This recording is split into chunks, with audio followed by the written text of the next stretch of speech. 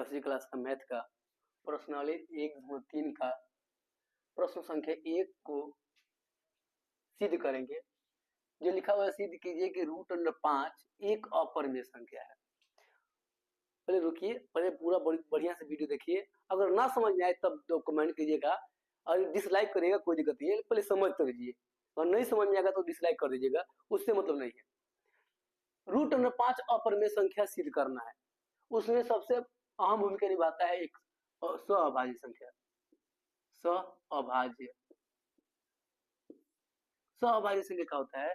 वे दो संख्या जिसका उभयनिष्ठ गुणनखंड एक के अलावा कोई नहीं होता है।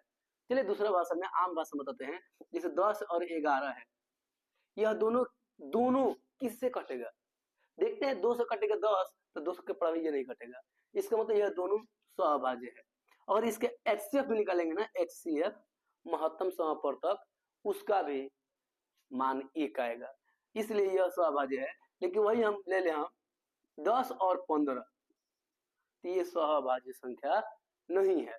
क्योंकि अगर हम कटाया जाए बाबू इन दोनों को 5 से, तो 5 दूनी 10 और 5 3 15, इसका मतलब इन दोनों का उभयनिष्ठ गुणनखंड 5 है। 5 है, जिस कारण इसका उभयनिष्ठ गुणनखंड 1 के अलावा एक और गुणनखंड है, यानी ये सहअभाज्य संख्या है। और हमको क्या देखना है बाबू? सहअभाज्य संख्या नहीं है, तो सबसे पहले क्या करेंगे, इसको मान लेंगे, माना कि एक परिमेय संख्या है। उसके बाद क्या करेंगे हम, √5 अपरिमेय संख्या है, तो निश्चित ही वो अंश बाई हर के रूप में होगा, यानी अंश बटा हर के रूप में होगा, जिसको हम a/b या p/q के रूप में लिख सकते हैं। और b नॉट इक्वल टू 0, क्योंकि 0 हो जाएगा नीचे वाला, तो यह अपरिभाषित हो जाएगा। लेकिन a और b का कंडीशन हम लोग पहले ही मान लेते हैं, जहां a और b पूर्णांक है तथा a और b में 1 के अतिरिक्त कोई उभयनिष्ठ गुणनखंड नहीं है, यानी a और b के बीच में कुछ भी उभयनिष्ठ गुणनखंड नहीं है। कहने का मतलब a मान लीजिए 8, b मान लीजिए 10, तो ऐसा हो नहीं सकता है, क्योंकि इन दोनों के बीच में 2 उभयनिष्ठ है, 2 चौका और 2 पक्ष है, ये 4/5, यानी ये a और b ऐसा है कि ये किसी से कटेगा नहीं, यानी किसी से दोनों भाग नहीं लगेगा एक के अलावा, अर्थात सहअभाज्य संख्या है या सहअभाज्य है। तो उसके बाद क्या करें हम, देखिए ध्यान पूर्वक, नीचे अंत हर में है 5, यानी भाग में है, तो इधर जगह गुणा में, दोनों तरफ वर्ग करने पर, यानी दोनों तरफ सबसे पहले वर्ग करने किया जाए, तो √5b का होल स्क्वायर हो जाएगा, इधर a का होल स्क्वायर हो जाएगा। तो किसी रूट का वर्ग हम लोग जानते हैं रूट हट जाता है, यानी √5 को √5 हो जाता है √25, √25 का वर्गमूल हो जाता है 5। कहने का मतलब √5 का वर्ग होता है 5, अब b का स्क्वायर है तो b स्क्वायर, a स्क्वायर है तो a स्क्वायर। अब हम लोग देखा जाए बाबू, यहाँ पे b स्क्वायर बराबर क्या हो जाएगा, नीचे b 5 a स्क्वायर में भाग करने लगा। अब यहाँ पे ये कहानी लिखा हुआ है, इसको थोड़ा समझ लीजिए। पहले इसको समझने के लिए हम लोग प्रमेय 1.3 को समझेंगे। प्रमेय 1.3 किताब में दिया हुआ है, उसको अगर हम लोग समझ लेंगे तो ये निश्चित कहानी समझ में आ जाएगा। प्रमेय 1.3 कर रहा है, यदि कोई p अभाज्य संख्या है, p क्या है? अभाज्य संख्या।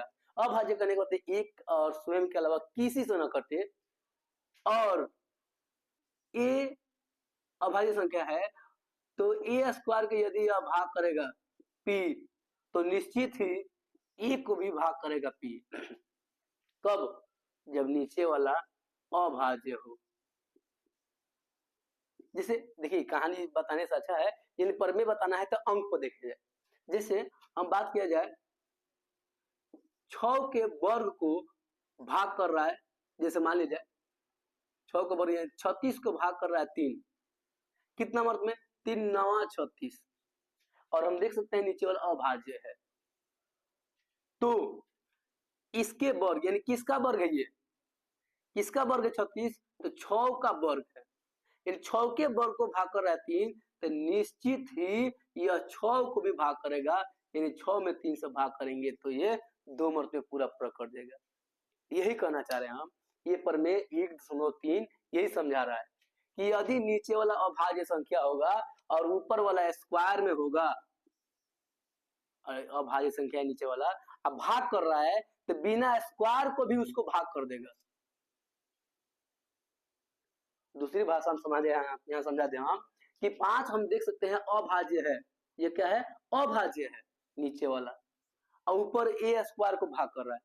तो यही बात हम यहाँ लिखे, यहाँ 5 ए स्क्वायर को विभाजित कर रहा है, विभाजित करने मतलब भाग कर रहा है, इसलिए 5 ए को भी विभाजित करेगा। और देखिए यहाँ पर समीकरण 1 लिए हैं और इसको ले लिया समीकरण 2।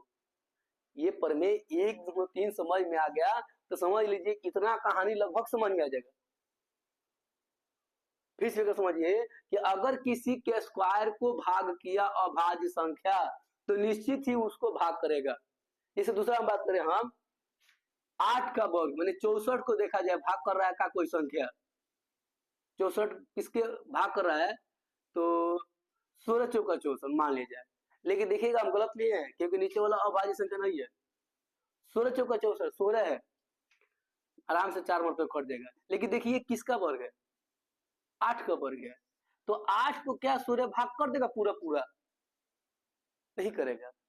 इसी प्रकार बहुत सारे संख्या है, अगर ये अभाज्य नहीं होगा तो उसके वर्ग को भाग करेगा तो निश्चित उसको भाग नहीं करेगा, लेकिन वही यहाँ पे कोई अभाज्य संख्या लिया जाए जिसके ये वर्ग को कट जाए, इसका मतलब ये समझना चाह रहे हैं कि अगर किसी के स्क्वायर को अभाज्य संख्या भाग करेगा तो उसको भी भाग करेगा, यही बात हो रहा है। 5 ए स्क्वायर विभाजित कर रहा है इसलिए 5 ए को भी विभाजित करेगा। अब बताइए थोड़ा समझ लीजिए ध्यान पूर्वक, यहाँ पे बात समझिए, 5 ए को भाग कर रहा है तो ए बराबर 5 सी ले लिए, माना कि पुनः माना कि ए बराबर 5 सी। अच्छा पुनः मान लिए हम ए बराबर 5 सी, क्यों मान लिए, आखिर उसमें सी कहां से आया, ए बराबर 5 सी क्यों लिए, तो ऐसे समझिए हम कहना क्या चाह रहे हैं, अगर 10 को भाग कर रहा है 5, अगर 10 को भाग कर रहा है 5, कितना मर्त में कर रहा है, 2 मर्त में, तो हम लिख सकते हैं कैसे, ध्यान समझिए, 10 बराबर 5 गुणे 2, क्योंकि 5 भाग कर रहा है 10 को पूरा पूरा तो निश्चित ही 5 से कुछ गुणा होगा तो ये संख्या आ जाएगा। तो यही बात हुआ, इसको मान लीजिए ऊपर वाला ए और ये 5 से भाग कर रहा है और ये एक कोई संख्या है, क्योंकि ऊपर वाला फिक्स रहेगा तब ये संख्या फिक्स रहेगा, और ऊपर वाला फिक्स नहीं रहेगा तो ये भी संख्या फिक्स नहीं रहेगा। जैसे देखिए ऊपर हम लोग देखिए पहले से समझ में आ रहा है कि 5 ए को विभाजित कर रहा है यानी 10 को भाग कर रहा है, तो 10 बराबर हो जाएगा 5 गुणे 2। अगर वही दूसरा कोई अंक ले जाए जिसको 5 पूरा पूरा विभाजित कर रहा है, जैसे 40, 5 से भाग किया जाए 5 8 40, यानी इसको लिख सकते हैं हम लोग दूसरे भाषा में 40 बराबर क्या हो जाएगा 5 गुणे 8। तो ये संख्या 40 फिक्स है तो ये 8 भी फिक्स है। अगर मान लिया जाए कुछ ये फिक्स नहीं है तो ये भी फिक्स नहीं होगा, मतलब ये ऊपर वाला संख्या है, ए 5 में भाग कर रहा है, सॉरी ए में भाग कर रहा है 5, तो यहाँ निश्चित ही कोई कट का संख्या आएगा, जैसे ये कटा है तो 8 आया है तो इसको काट के कुछ न कुछ संख्या आएगा, मान लेते हैं सी आएगा, तो यहाँ पे हो जाएगा हम लोग को ए बराबर 5 सी। अब सी क्या है, कोई अचर राशि है, तो वही माने हैं पुनः माना कि ए बराबर 5 सी। समीकरण मैंने इसका मान समीकरण 1 में रखने पर, जो समीकरण ये 1 लिए हैं इसमें रख दिए जाए, जब इसमें रखेंगे तो 5 बी स्क्वायर और हम लोग ए का मान रखना है 5 सी, तो 5 बी स्क्वायर वैसे ही रह जाएगा, और बराबर में ए का स्क्वायर यानी 5 सी रखे हैं ए का मान, तो 5 सी का स्क्वायर, 5 का स्क्वायर 25, 80 का स्क्वायर सी स्क्वायर, अब 25 इधर भाग करने जाए तो 5 बी स्क्वायर के नीचे 25 हो जाएगा, 5 से कटाएंगे 25 को 5 मर्त में, इधर हो जाएगा बी स्क्वायर बटे 5। फिर से वही कहानी प्रमेय 1.3, क्या समझे थे हम लोग कि अगर 5 यानी कोई अभाज्य संख्या है, अगर किसी के स्क्वायर को भाग कर रहा है तो उसको भी भाग करेगा, कहने का मतलब 5 बी के स्क्वायर को भाग कर रहा है तो 5 निश्चित ही बी को भाग करेगा, यही बात लिखा है यहाँ 5 बी स्क्वायर को विभाजित कर रहा है इसलिए 5 बी को विभाजित करेगा। और देखा जाए ध्यान पूर्वक समीकरण नंबर 2 और 3 से क्या देख रहे हैं हम लोग कि 5 भाई ए को भी भाग कर रहा है, देख सकते हैं यहाँ पे, अब 5 बी को भी भाग कर रहा है, इसे क्या समझ में आ गई कि ए बाटा बी बा और दोनों के 5 कटा होता है, मैंने 5 से दोनों कट रहा है, ये इस तरह से बात हुआ जैसे अभी समझाते 10/15 मान लीजिए, अब 10 को 5 काट रहा है 2 मर्त में, अब 15 काट रहा है 5 3 मर्त में। अब दोनों को 5 काट रहा है तो घनिष्ठ गुणनखंड कौन हो गया? 5 भी तो हुआ, दोनों में कौन हुआ? 5। और हम लोग देखे कोची कि कोई घनिष्ठ गुणनखंड नहीं होना चाहिए किसके अलावा? एक के अतिरिक्त। इसमें एक के अतिरिक्त क्या है हम लोग का? 5। ये समीकरण 2 तथा 3 से ए और बी का घनिष्ठ गुणनखंड 5 है। लेकिन यहाँ पर लिख सकते हैं आगे हम लोग, लेकिन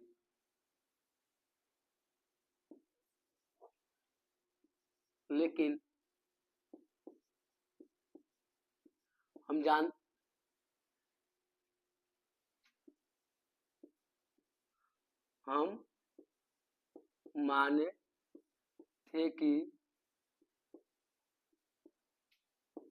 ए और बी का घनिष्ठ गुणनखंड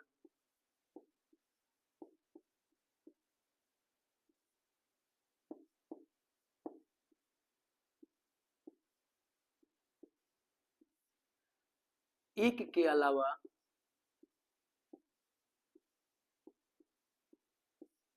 कोई नहीं है।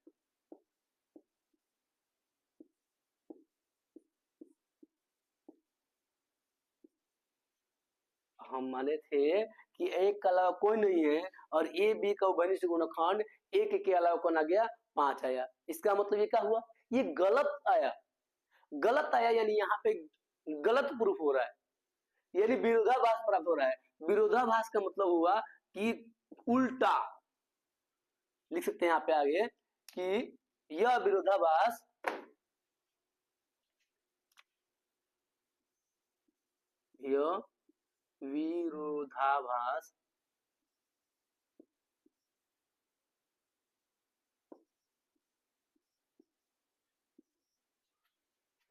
इसलिए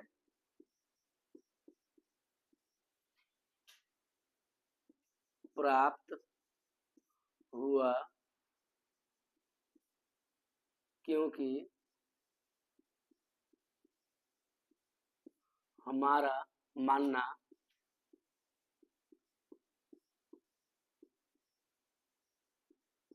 गलत था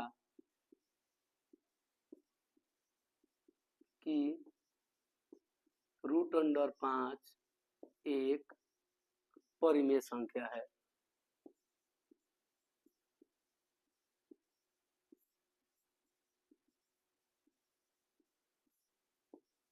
अतः √5 एक अपरिमेय संख्या है। प्रूव्ड। जिस प्रकार यह प्रश्न बना है ठीक उसी प्रकार इस पर कोई भी क्वेश्चन आपको दिया जाए सभी क्वेश्चन बना सकते हैं। जैसे √5 की जगह पर मान लीजिए √3 रहे तो यहाँ पर अगर √3 रहेगा, यहाँ पर मान लीजिए √3 रहेगा तो यहाँ पर हम लोग ले लेंगे √3, यहाँ भी √3 कि मानेंगे माना कि √3 एक परिमेय संख्या है। √3 हो जाएगा a/b या p/q, एक ही बात हुआ। और ये सेम टू सेम सब रहेगा। यहाँ पर √3b बराबर a और √3 का वर्ग माने √3b का वर्ग, √3b का हो जाएगा खाली 3 और 3 इधर भाग करने जाएगा। वही बात 3 अभाज्य संख्या है पहले से हम जानते हैं, और अभाज्य संख्या किसी के स्क्वायर को यानी वर्ग को विभाजित करता है तो क्या होता है? उसको भी विभाजित करता है, यानी a को भी विभाजित करेगा, समीकरण 2 हो जाएगा। और a बराबर हम लोग लेंगे 3। क्यों 3 लिए अभी हम बताएं कि ये 3 से भाग लग रहा है a, यानी वो कुछ मत में जरूर काट रहा है। और जैसे 10 भाग लग रहा है किसी भी संख्या से, 5 से भाग लग रहा है तो 2 मत में कटेगा ना, तो यही मान लीजिए 2 है, ये 10 है और ये 5 रहता तब, यानी 3 काट रहा है a को c मत में, तो ये बराबर 3c। और समीकरण 1 में इसको मान रख दिया जाए तो यहाँ पे लिख देंगे 3। और दूसरा बात यहाँ पे देखिए 3b² और a², तो यहाँ भी रहेगा 3 और 3 ऊपर, इधर 3 3 का 9 सेम टू सेम, 9 नीचे चल जाएगा, 3 3 का 9, ये 3 है, ये 9 है, फिर 3 आ जाएगा। बी स्क्वायर को भाग करने लगेगा कौन, तो हम लोग 3 भाग करने लगेगा, और 3 बी स्क्वायर को भाग कर रहा है, इसलिए 3 बी को भी विभाजित करेगा। समीकरण 2 तथा 3 से ए और बी का घनिष्ठ गुणनखंड कौन हो जाएगा, 3 हो जाएगा, और 3 हो जाएगा। तो यही कहानी लिख देना दोबारा। लेकिन हम माने थे कि ए और बी का घनिष्ठ गुणनखंड एक के अलावा कोई नहीं है, यहाँ विरोधाभास प्राप्त हुआ। विरोधाभास इसलिए प्राप्त हुआ क्योंकि हमारा मानना गलत था कि √5 एक परिमेय संख्या है, अतः √5 एक अपरिमेय संख्या है, प्रूव्ड। ये √3 √, कुछ भी हो, उसको सिद्ध करने का ये तरीका है। ठीक है, अब हम लोग अगला क्वेश्चन अगला वीडियो में देखेंगे।